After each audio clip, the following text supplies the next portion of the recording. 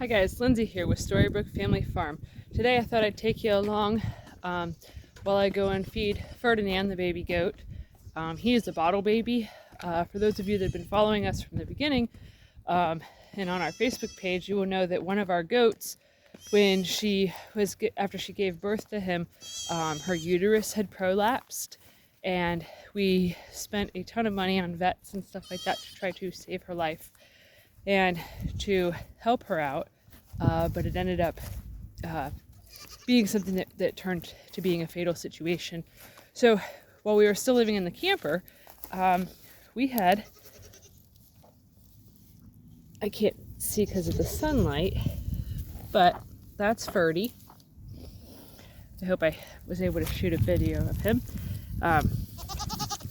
So we have been bottle feeding him for almost 8 weeks now. He is almost to the point of being taken off of the bottle. I'll set you guys up so you can watch him eat. So he is almost to the point of being taken off of the bottle. He is still an intact male. We do plan on turning him into a wither here in a few more days. He currently resides with his dad, Wilbur. They get along quite well. Except for when Wilbur decides that he thinks Ferdinand's looking kind of cute. So that is our introduction to Ferdinand and Wilbur. Ferdinand, I'm not sure if maybe due to something with his mom or whatnot, I'm not really sure. It could just be because he's a bottle baby. I don't know. We're still pretty new to raising goats.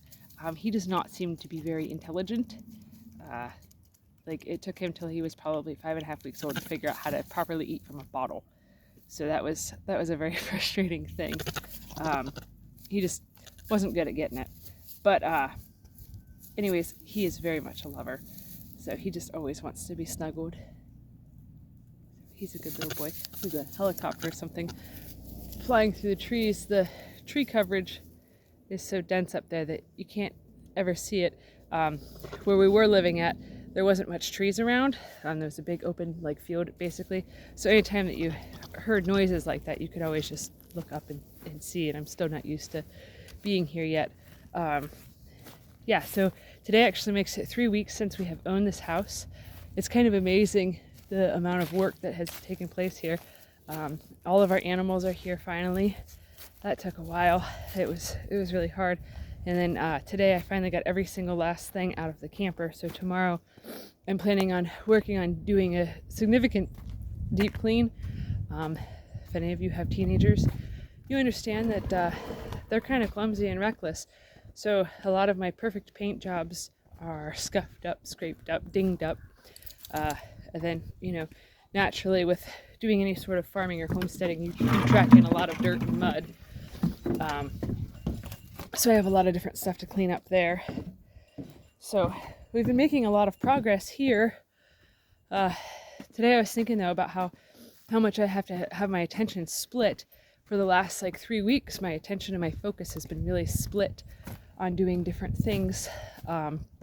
So today, while I was working on getting stuff out of the camper and carrying, ouch, a bug just flew down and hit me on the forehead. Not sure what it was. Anyways, so while I was working on carrying stuff down or up out of the basement of my mother-in-law's house to move it to the car, I was thinking about how whenever my mind is really super split in attention, I'm currently checking on the rabbits. Whenever my mind is currently super split in attention, it always makes it so that way my heart has complete and utter clarity. And with this lifestyle, it can be very, very, very draining to want to keep pressing forward and keep moving on, especially when you have so many other things and so many stressors going on. Sometimes it's man, do I even really want to do this anymore? Do I even really want to homestead? Because it's, anybody that's ever raised animals or had a garden, even a small garden, knows that it is a tremendous amount of work, let alone if you do any sort of preserving or anything of the sort like that. It's a lot of work. But today, as I was carrying jar after jar after jar, and I'm not talking just single jars, I'm talking I have boxes loaded up with a dozen quart jars and stuff, carrying them out to the car, and that gets really heavy really fast. All I could think about is, man, all I want to do right now on this beautiful 72-degree out sunny day with a light breeze is I want to get the garden going. That's literally all I could think about. And like, there's times when things get really super stressful for us that I'm like, man, maybe we should throw in the towel. Like, especially when Ferdinand's mom died and stuff. That was absolutely gut-wrenching for us to experience that level of a loss. Especially, like, this was our first time ever having a goat give birth. Well, actually, it was the second. Fawny gave birth 4 days prior to that. But it was really hard because it's like, man, like, maybe we're not cut out for this. Maybe this isn't for us. But so there's been a lot of times that we've thought, like, maybe we should quit or something. But then, you know, a chicken will stop right in front of you as you're walking and lay an egg at your feet. So then it kind of encourages you to keep going. But anyways, today while I was carrying the jars, that's all I could think about was how I want to do more. I want to keep going. And it's like, no matter how frustrated I get with this, I can't seem to think about doing anything else with my life. So I figured I would bring you guys over to where we'll eventually, probably next week, I'm trying really hard to get the camper ready to be put up for sale this weekend, because I know that a lot of people, due to it being springtime, a lot of people will be wanting to look for campers, and the best time for families to come and check out a camper is on the weekend.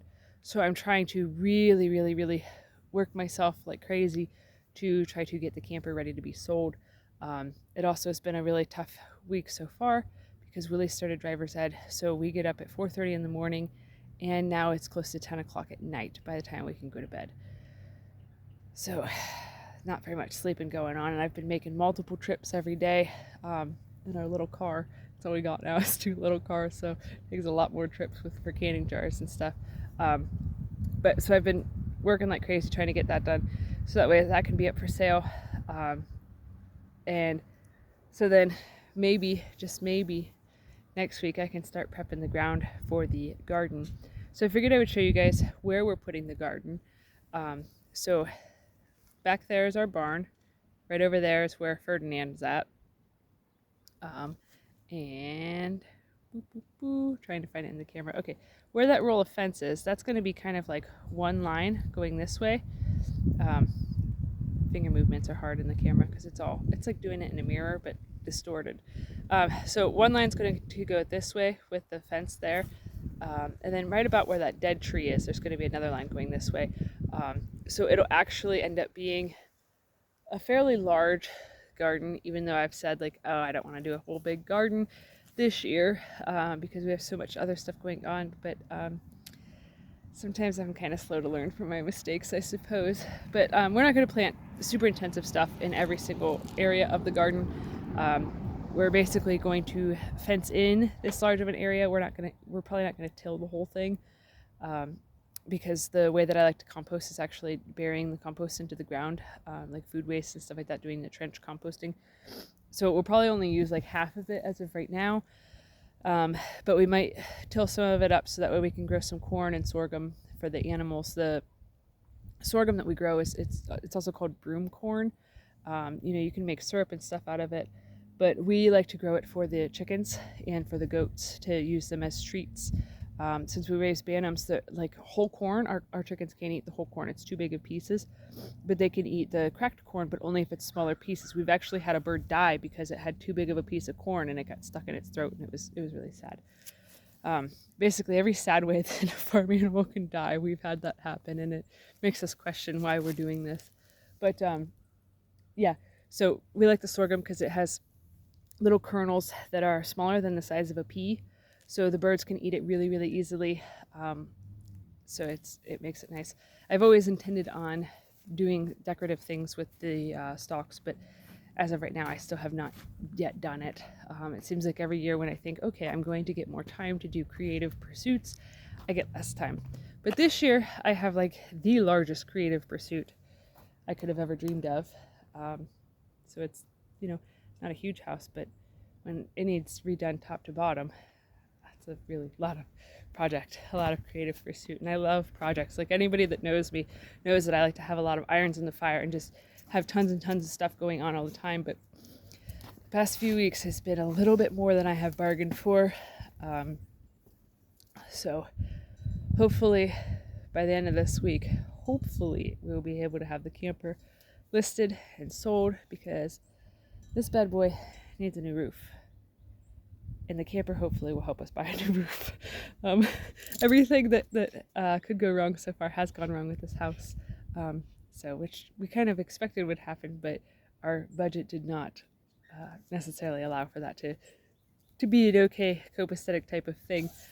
So it's been a lot of begging God to please stop making bad things happen, and a lot of learning experiences for us. So since we've already learned to do without a lot of things, this is basically, we've been training for the last 10 years for this major project of a fixer-upper. But anyways, I don't want to complain, because I still feel extremely lucky and extremely blessed to be able to live where we're living and to have a view like that right off of our front door. And from our bedroom is on the same side of the house as the front door, so our bedroom window looks out over that massive field. So it was really neat. The other night I got to watch a bunch of deer walking around and just chilling. So there's a lot of blessings all around us and stuff. It's just sometimes it's hard to see them. But anyways, I just wanted to give you guys a quick update while I had some time. I'm actually getting ready to leave again to go pick Billy up from school, and then to get another load of canning jars. I do have somebody coming to look at my old car, Blanche, tomorrow, so hopefully that'll turn out well. But anyways, so if you guys are liking this content, and you haven't subscribed already, please hit the subscribe button to help our channel grow, and it'll also make it so that way you are notified every time we post a new video, so that way you can keep up with everything that's been going on, because we kind of are working at warp speed with a lot of different things. And give this video a thumbs up if you enjoyed it. Share it with your friends on social media, so that way more people can get in on what we're doing. Yeah, so that's that. I gotta get scooting. All right, thanks for watching, guys. Have a good one.